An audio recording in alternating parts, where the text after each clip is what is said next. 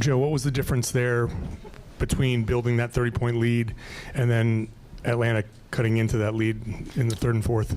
Obviously, they didn't have a great first half, so they're going to make a run. It's just part of it. And I just thought we lost our offensive purpose. Playing passive offense instead of just keeping it moving, being aggressive, and maintaining that level of pace that we had in the first half. Is there any concern at all that you had that in the second half? Yeah, I'm very concerned.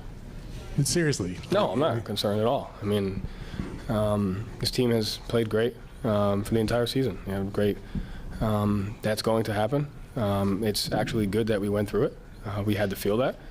And it's important that we learn from it. So for us to be able to get a win and at the same time know we can play better is good.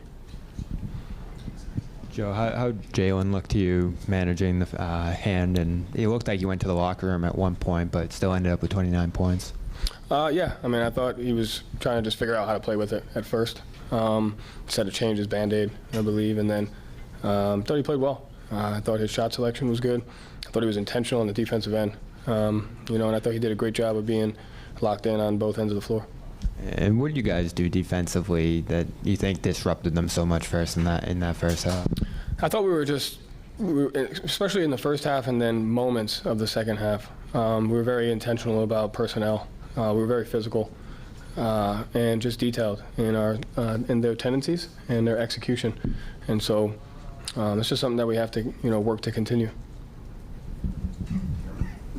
Hi, Coach. What did you see from Rob Williams in the first half, and how much did his contributions help you get out to that 30-point lead?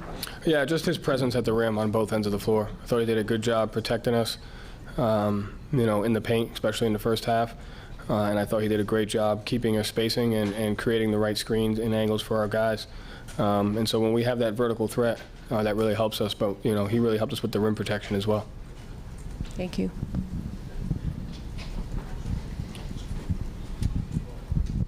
Joe, what can you take away from this game? Obviously a great first half, a shaky second.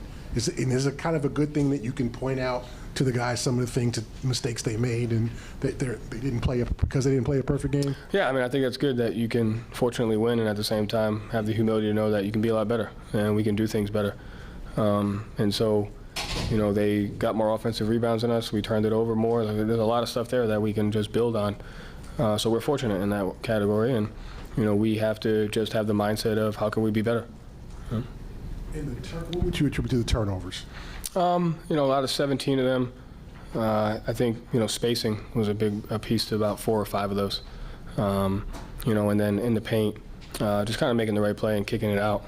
But I think spacing was the main thing. You mentioned being out-rebounded. I mean, giving up the offensive rebounds there. But you did outscore them in second chance points. Yeah. So how does that – how do you, view that then? Did you give up too many offensive rebounds, or was it the case of too many on a couple of possessions and you did a good job defending that? How do you see that? I mean, if we're minus 10 on the shot margin, we have to be better at that. And that's a combination of, offensive rebounds and turnovers. I thought we did a decent job at the free throw line. And so, yeah, I'd have to go back and watch the offensive rebounds we gave up. We probably gave up some offensive rebound threes that they missed. Maybe some of those are controlled tips that aren't actually field goal attempts. But at the end of the day, we have to be able to control the shot margin. And our team does that best when we don't turn it over and when we defensive rebound. And that's two things that we can really get better at. So that's a good thing. Marcus Smart seemed to have one of his best defensive games of the year, kind of erased some of the mistakes and that you had made.